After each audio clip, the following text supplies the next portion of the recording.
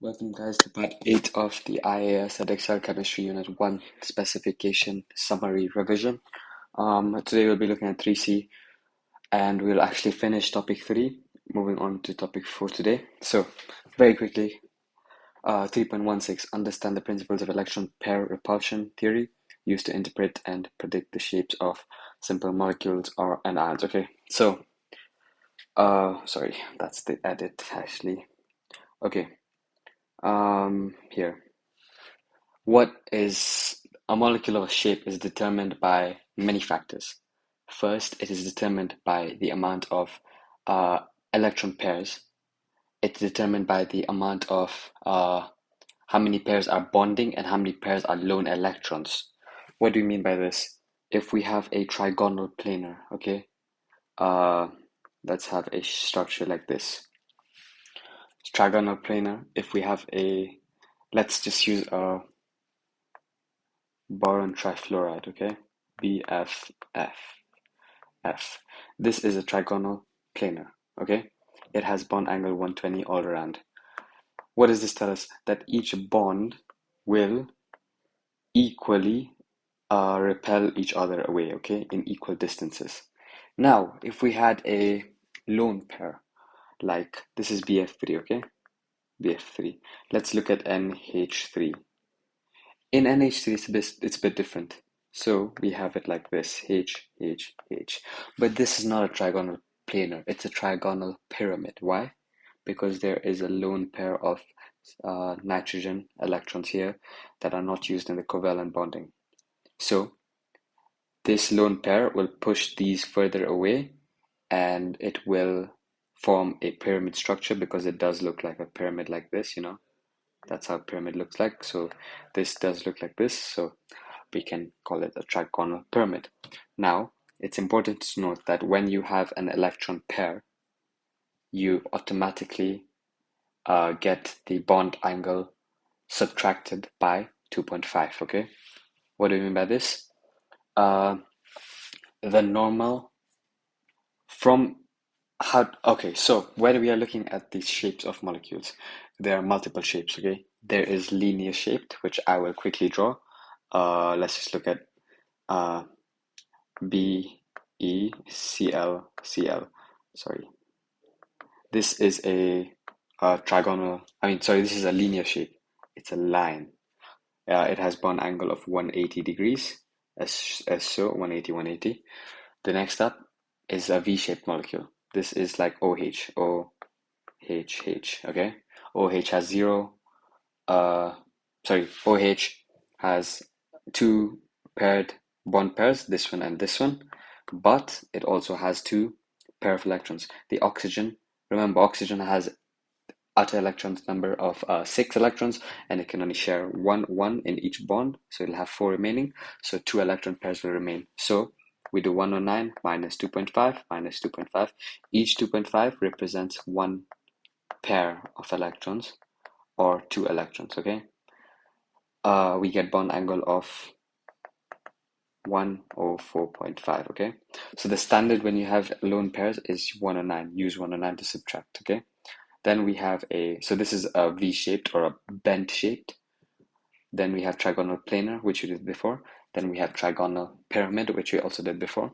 Trigonal pyramid, the NH3 has one lone pair, so it'll be 109 minus 2.5, you get 107. But there's an exception, you're supposed to get, 106.5. But this is an exception, the bond pair here is 107 degrees, okay? Sorry, I made a mistake. Yeah, so miscalculating here. 109 minus 2.5 minus 2.5 doesn't give us 104.5. 109.5 does give us 104.5. So whenever you have a lone pair, you use use 109.5 and you subtract by one electron pair, which is 2.5 electrons. So 2.5 degrees. So if you ask the question on how much more does a electron pair repel than a bond pair, you simply say by 2.5 degrees more, okay? It's never going to be asked, but if they do, okay? So there's that. Then there is a trigonal pyramid, which we did before with the NH3, and this has a pyramid shaped. and the bond angle is 109.5 minus 2.5 because one electron pair, and you get 107, okay? Then you have a tetrahedral like CH4. CH4 doesn't have any lone pairs of electrons, it just has bond pairs. So this will be 109.5, and it will look like a tetrahedral, okay? It look like a square shaped, okay? But yeah, there's that.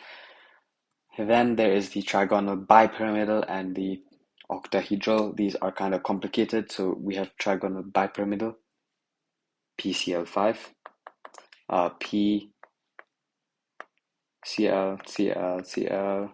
Then we have one here, Cl. Then we have one shaded, Cl.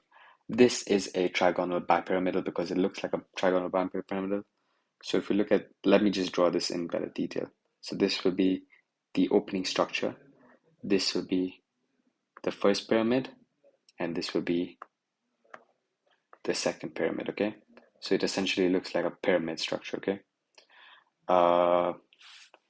This does have two bond angles. It has the standard 180 degrees straight line.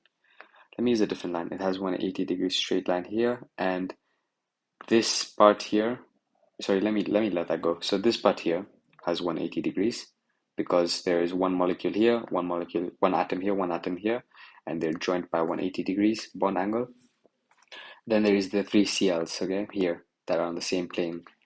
They have 120 degrees bond angle, okay? So that's for trigonal bipyramidal. For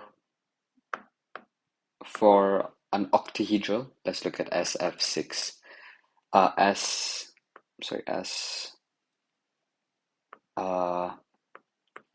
This is essentially how it looks like, SF6, okay?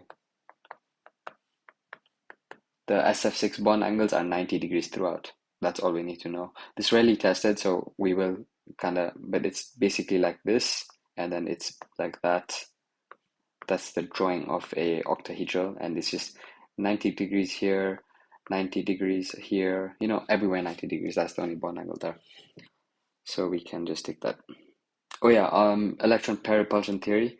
Electron pairs tend to repel more than the bond pairs. That's how you used to predict a bond angle. The bond angles of molecules and the bond shapes. Bond length is basically the length between is the average distance between two nuclei for covalent bond, okay? So if we have O2, O2, or these are the nuclei, and you have the shared pair of electrons here, this is the bond length, okay? Bond angle, we did it before, it's the angle between two covalent bonds. In this case, it's just one straight angle, so it's 180 degrees. How to know the shapes? We have done this. We've done all of these actually. Some of them are kind of the same. Like NH4 will just have CH4s, NH4 plus will have CH4s, bond properties and stuff like that. Be able to apply electron pair repulsion theory to predict shapes and to predict the shapes of and bond angles in molecules and ions. So we have learned about this in the explanation before. Whenever you're given a question on how to explain the bond angles, you simply say that, let's just pick a random example of NH3, this one. You will simply say that NH3 has three bond angles, these ones, and it has one lone pair of electrons. So for this case, it will have a trigonal bipyramidal shaped, and it will have a bond angle of 107 degrees due to the one bond lone pair of electrons. Okay, that's how you explain that. So you can just take that. We're done with shapes of molecules. The more you practice on this, the more better you'll be at it. But that is all the information about those. We'll lastly look at metallic bonding.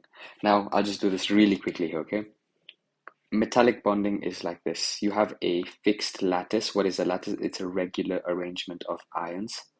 You have a fixed lattice, and these lattice, each circle I draw is a metallic ion, okay? So Li plus, something like that, okay? These are all positive ions as shown, and because of the plus, it means that they've lost an electron, but this electron is here. It's in the sea of electrons in between all the gaps. This is complete. This should be a complete diagram. I just haven't completed it. But yeah, it's a regular lattice. It's very shaped up like this and like this. It's in a regular order, but there are electrons in the midst and gaps of everything. So metallic bonding is described as the electrostatic forces of attraction between the positive metallic ions, which are these, so positive metallic ions, with the sea of delocalized electrons. Delocalized electrons. Okay, that's the simplest definition of this. Yeah, so the more the charge, so let's say you have aluminium 3 plus, you'll have more free electrons. You'll have 3 electrons actually per ion. So there'll be more electrons, hence there'll be stronger forces of attraction due to the increased number of sea of electrons, okay? That's how you describe metallic bonding. Now, metals are malleable. Why are they malleable? This is because they are in a fixed lattice, so this can easily be cut and slide over. So if you hit it from here, this layer here will slide over and you'll essentially be able to shape it into different ways. Metallic structures are also very good conductors. This is because they have a lot of delocalized electrons. That's how we describe that. Let's see if I missed anything out from not this, from this actually. Understand metallic metals consist of giant lattices. We've done this. Let me use not a pen. We've done this. Know that metallic bonding is the strong electrostatic. We've done that as well. Be able to use models in 3.2 and 3.1 to interpret simple properties of metals, including electrical conductivity and high melting temperature. Metals do have a high melting temperature. This is because of the strong metallic bonds that require a high amount of energy to overcome. Okay, that's the simplest definition of this. Mercury is the only metal that is a liquid at room temperature. But yeah, this is all for this video. In the next video, we will be looking and potentially completing the rest of this specification on organic chemistry. Okay.